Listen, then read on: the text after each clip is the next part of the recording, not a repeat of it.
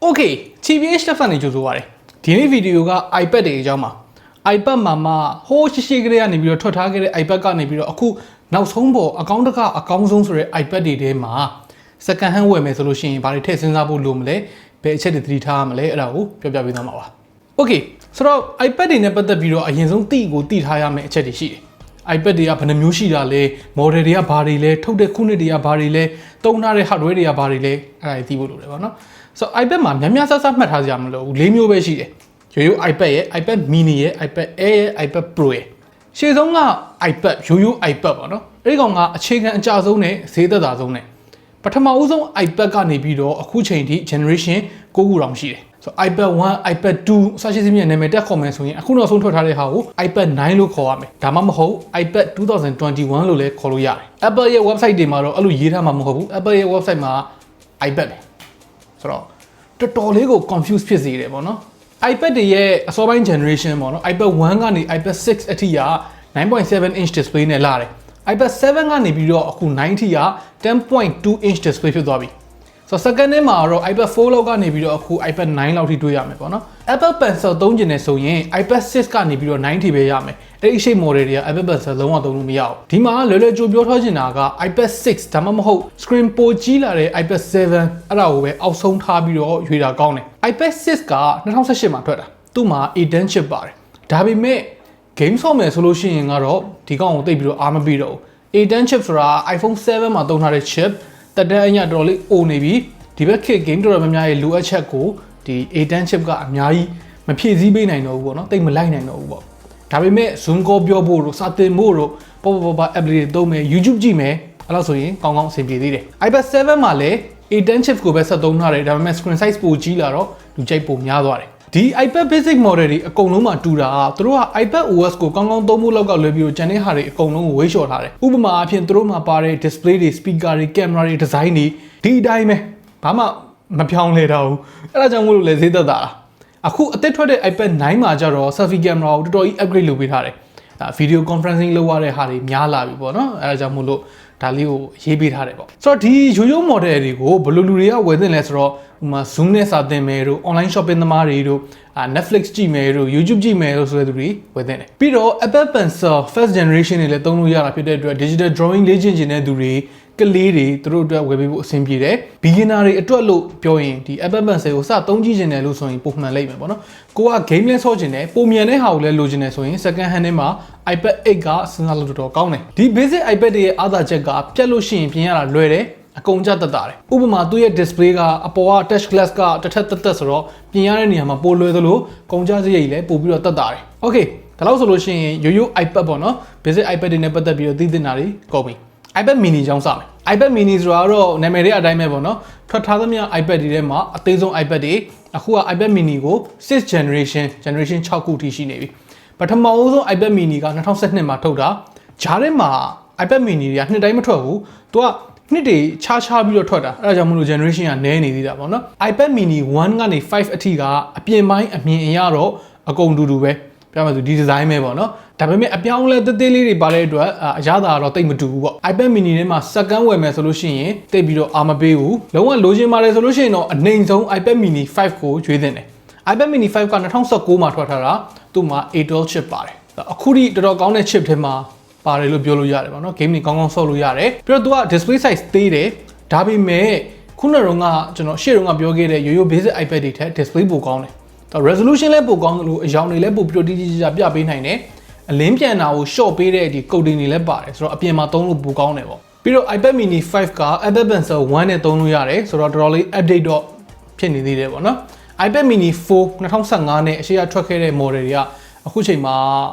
recommend မပေးချင်တော့ဘူးသုံးတဲ့အချိန်တွေမှာ update နှေးနေတာမျိုး loading time ကြာတာမျိုးတချို့ feature တွေမရတာမျိုးတွေဖြစ်နေပြီSo iPad mini 6ကကျတော့2021ကုန်ကန်ဒီမှာထွက်လာတဲ့ model ဆိုတော့ second ထဲမှာနည်းနည်းတော့ရှားမယ်ပေါ့နော်နည်းနည်းအသစ်တွေပဲများလိမ့်မယ်ပေါ့ iPad mini 6ကအခုခေတ် full screen design နဲ့ဖြစ်သွားပြီ Apple Pencil 2လည်းသုံးလို့ရပြီသူက A13 chip နဲ့လာတယ်ဘယ် app ကိုသုံးအပြည့်အဝအသုံးချလို့ကောင်းတယ် Okay ဒါဆိုလို့ရှိရင်နောက်ထပ်တစ်ပိုင်း iPad Air မှာလည်း generation တွေအများကြီးမရှိဘူးအခုနောက်ဆုံးထွက်ထားတဲ့ iPad Air က iPad Air 5th generation ပထမဆုံး iPad Air က2013မှာထွက်တာ 9.7 inch နဲ့လာတာ ဆိုတော့ iPad Air 2မှာသူ display နဲ့ပိုကောင်းလာတယ် display နဲ့ touch နဲ့ကိုနှစ်ခုပို့ပြီးတော့အသေးကတ်လိုက်တယ်ပေါ့နော်ကြည့်ရတာတော့အများကြီးပိုကောင်းသွားတယ် body ကလည်းပို့ပြီးတော့ပါသွားတယ်အဲဒါကြောင့်မလို့ iPad Air ဖြစ်တာပေါ့နော်ဒါပေမဲ့ကွဲမယ်ဆိုလို့ရှိရင်ပြင်ဆင်စရိတ်ကနည်းနည်းပိုများလာမယ်ပေါ့ iPad Air 2ကလည်း 9.7 inch display နဲ့ပဲဆိုတော့ပိုသာကောင်းလာတာ size ကတော့မပြောင်းသွားဘူး iPad Air 3ကကြတော့ second နေ့မှာတော်တော်လေးရှားတယ်ဝယ်မယ်ဆိုလို့ရှိရင်မြန်ဝယ်ရတဲ့ iPad ဘာဖြစ်လို့လဲဆိုတော့ iPad Air 3က Air series ထဲမှာတော်တော်လေးကောင်းနေတော့မယ် second ပြန်ရောက်တဲ့သူလည်းရှားတယ်နည်းနည်းသခင်ချစ်တယ်ပေါ့နော် display က 10.5 inch ဖြစ်သွားတယ်ပြီးတော့ A12 chip နဲ့ Apple Pencil 1လည်းသုံးလို့ရတယ်ပြီးတော့ battery ကလည်းတော်တော်လေးခံတယ်ဆိုတော့ iPad Air ရဲ့ second ဝယ်ဖို့စဉ်းစားရဲဆိုရင် iPad Air 3ကိုအနည်းဆုံးစဉ်းစားကြည့်ရှင်တယ် iPad Air 2က2014ထဲကထွက်ထားတာဆိုတော့နှစ်နှစ်လောက်အတွင်းမှာ10နှစ်သက်တမ်းရှိတဲ့ device တစ်ခုဖြစ်သွားပြီ iPad Air 3ကကြတော့2019မှာထွက်တာတခြားသော OS update တွေလည်းထပ်ရနိုင်နေတယ် iPad Air 4ကကြတော့အခုခေတ် iPad တွေလိုပဲ design ပြောင်းသွားပြီ Apple Pencil 2ရဲ့ USB-C accessories တွေရဲ့တွေ့သုံးလို့ရသွားပြီ iPad Air 4က iPad experience ကောင်းကောင်းကိုဈေးအသင့်နဲ့လိုချင်တဲ့သူတွေအတွက် second မှာရွေးဝယ်စရာဖြစ်နေလိမ့်မယ် Okay အရှုပ်ဆုံးပိုင်းလာပြီ iPad Pro အပြောင်းလဲလည်းတော်တော်များတယ်သူပထမဦးဆုံး iPad Pro က2015မှာထွက်တယ်ဆိုတော့စထွက်ကတည်းက generation 1မှာကတည်းက size က2မျိုးရွေးလို့ရတယ် 12.9 inch ရဲ့ 9.7 inch ရဲ့ 12.9 inch size ကတော့အခုချိန်ထိအခုခေတ်ထိ 12.9 inch size ပဲဒါပေမဲ့9.7 ကကျတော့တစ်ဖြည်းဖြည်းနဲ့ကြီးလာတာအခု11 inch ဖြစ်သွားပြီतो iPad Pro generation အဆစုပေါင်း5ခုရှိတယ်ဒါပေမဲ့ Apple ကသတ်မှတ်ထားတာအဲ့လိုမဟုတ်ဘူး iPad Pro ဒီလက်ရှိ4000ပြပြဒီဇိုင်းနဲ့11 inch model ကို generation သက်ခွဲလိုက်တယ် iPad Pro 12.9 inch ကကြတော့အစကတည်းကရှိနေတာဆိုတော့သူက generation တစ်ခုသက်ဒီမှာနေတော်တော်ရှုပ်နေဆိုတော့ဒီ iPad Pro 2018 12.9 inch အဲ့ကောင်သက်ကြံဒါပေမဲ့ iPad Pro 2018မဲ့11 inch ကိုကြတော့ first gen လို့ခေါ်တယ်ဘယ်လိုပဲဖြစ်ဖြစ် iPad Pro model တွေကအခုချိန်မှာ second ဝယ်မယ်ဆိုရင်အကုန်လုံးကဝယ်ဖို့သင့်နေတယ်အစောပိုင်း model တွေကတော့နေရာစုံသုံးလို့ကောင်းချင်မှကောင်းမယ်ပေါ့နော်ဒါပေမဲ့သူတို့မှာကောင်းနေတဲ့အပိုင်းလေးတွေရှိတယ်ဥပမာအားဖြင့် iPad Pro 2017 model နှစ်ခုစလုံး 120Hz display နဲ့ speaker ၄လုံးနဲ့ဆိုတော့အဲ့ဒါအခုချိန်ထိ top notch ဖြစ်နေတော့မယ် iPad Pro တွေမှာပါတဲ့ speaker တွေကတော်တော်လေးကိုကောင်းတယ်तो display တွေကလည်းတော်တော်ကောင်းတယ် YouTube တွေ Netflix တွေလောက်ပဲကြည့်ဖို့ဆိုလို့ရှိရင် iPad Pro 2017လောက် model ကိုဝယ်ဖို့ကတော်တော်တန်တယ်အရန်အိုနေပြီ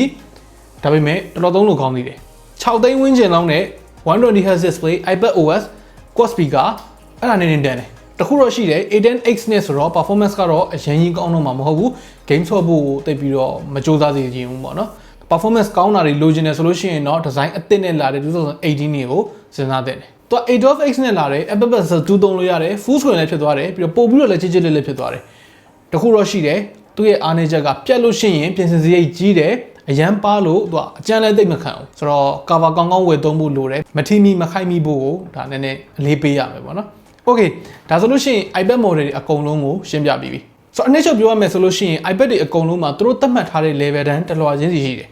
ရိုး iPad တွေကပေါ့ပါသုံးဖို့ဈေးသက်သာအောင်လို့iPad mini ရကြတော့တဲရတာလွယ်အောင်ကန်ရတာလွယ်အောင် iPad Air ကြတော့ဂျားအကျဆုံးနဲ့လူကြိုက်အများဆုံး iPad Pro ကကြတော့အကောင်းဆုံးအမြန်ဆုံးဈေးအကြီးဆုံး luxury အဖြစ်ဆုံး iPad တွေပေါ့နော်အဲ့လိုသတ်မှတ်လို့ရတယ်ဆိုတော့ iPad second တွေဝယ်မယ်ဆိုလို့ရှိရင်သတိထားဖို့အချက်လေးတွေလည်းရှိတယ်အမြဲတမ်းဘာ model လဲသိရအောင်အရင်လုပ်သင့်တယ်ခုနှစ်ကိုမေးလိုက်ရင်အဆင်ပြေဆုံးပဲပြီးတော့ display မှာအဆက်ပြောက်ပါလားအမဲဆက်ပါလားအဲ့ဒါတွေစစ်သင့်တယ် iPad တွေကဖုန်းတွေထက်ပိုကြီးတော့ဒီ dead pixel တွေဘာတွေဖြစ်နေတယ်ဆိုလို့ရှိရင်ပို့ပြီးတော့မြင်ရခက်တယ်ဗျာဆိုတော့ဖုန်းတွေမှာဆိုလို့ရှိရင်သေးနေတဲ့ခါကျတော့တခုဆိုလို့ရှိရင်မြင်သားတယ်ဆိုတော့ကျန်တဲ့အပိုင်းကတော့ဖုန်းဝယ်ရင်စစ်တယ်လို့မျိုးပါပဲ touch တွေ speaker တွေ camera တွေ battery တွေပူမပူတွေအဲ့ဒါကိုခဏဆန်းပြီးတော့အသုံးကြည့်လို့ရတယ်သူ့မှာ display တွေ touch တွေ battery တွေ speaker တွေလဲထားဘူးလားအဲ့ဒါမေးကြည့်သင့်တယ်အဓိကကတော့ယုံကြည်ရတဲ့ source လူအဝယ်များတဲ့ source အဲ့ဒါအောင်နေပြီးတော့ဝယ်တာကောင်းတယ်second ဝယ်တာကတော့ဘယ်ပစ္စည်းပဲဖြစ်မလွယ်ကူနေဘူးဗျာအသစ်ဝယ်တာထက်နည်းနည်းပို့ပြီးတော့အဆုံးဖြတ်ချက်ချခက်တယ်ဆိုတော့အချိန်ယူပြီးမှဝယ်ဖို့အကြံပေးခြင်းတယ်ပြီးတော့နောက်ဆုံးတစ်ချက်အရေးကြီးတာက iPad ဝယ်မယ်ဆိုလို့ရှိရင်အတက်နိုင်ဆုံး 16GB 32GB အဲ့ကောင်တွေကိုရှောင်တာကောင်းတယ်ဒီ iPad app size တွေကနည်းနည်း size ပိုကြီးလေးရှိတယ်ပြီးတော့ system data ကလည်း 10GB ဝန်းကျင်ထိသွားနိုင်တယ်ဆိုတော့ 32GB လောက်ကတော့မလောက်ဘူးထင်တာပဲဒါပေမဲ့ကိုကဘာမှမသုံးဘူးပေါ့နော် Facebook တွေ YouTube တွေ Netflix တွေအဲ့လိုမျိုးအကုန်လုံးကို on the cloud ပဲလုပ်မယ်ဆိုလို့ရှိရင်ကျတော့ 32GB လောက်ကတော့မဆိုးပါဘူးဒါပေမဲ့ Netflix movie တွေကို offline download ဆွဲထားတယ်ဆိုရင်တော့ confirm မယ်မလောက်ဘူး 64GB လောက်ကတော့အနည်းဆုံးလိုအပ်တယ်ဒီဘက်ခေတ်နဲ့အလိုက်ညီဆုံးကတော့ 128GB ဒါပေမဲ့ 128GB iPad တွေအထူးသဖြင့် iPad model အဟောင်းတွေမှာဆိုရင်ရှားခတ်တယ်တချို့ model တွေမှာဆိုရင် 128GB version ကိုမရှိဘူးပြီးတော့နောက်တစ်ခုကဒီ iPad model ၄ခုစလုံးမှာ SIM ရတာရောမရတာရောအများနဲ့2မျိုး꿰တယ်တည်ထားတဲ့တစ်ချက်က SIM သုံးလို့ရတယ်ဆိုရင်တော့ဖုန်းပြောလို့မရဘူး iPad တွေကဖုန်းမဟုတ်ဘူးအဲ့ဒါ internet သုံးဖို့အတွက်လုပ်ထားတဲ့ဟာတွေ Okay ဒါလို့ဆိုလို့ရှိရင်တော့ဘယ် iPad ကိုထည့်စဉ်းစားသင့်တယ်ဘယ် iPad ကိုထည့်ပြီးတော့မစဉ်းစားသင့်ဘူး iPad တွေနဲ့ပတ်သက်တဲ့ဒီ generation တွေအကြောင်းလေးတွေကိုလည်းနည်းနည်းတီမီခေါမီရှိသွားလိမ့်ပြီလို့ထင်တယ်ဆိုတော့ဗီဒီယိုလေးကတော့ဒီလောက်ပါပဲဒီကျွန်တော်ပြောသွားတဲ့အထက်မှာဖြည့်ဆွဲချင်တာပဲဖြစ်ဖြစ်ညင်းခုန်နေတာပဲဖြစ်ဖြစ်အောက်က comment တွေမှာဝင်ရောက်ဆွေးနွေးညင်းခုန်သွားလို့ရပါတယ် Okay နောက်နေ့မှတွေ့တာပေါ့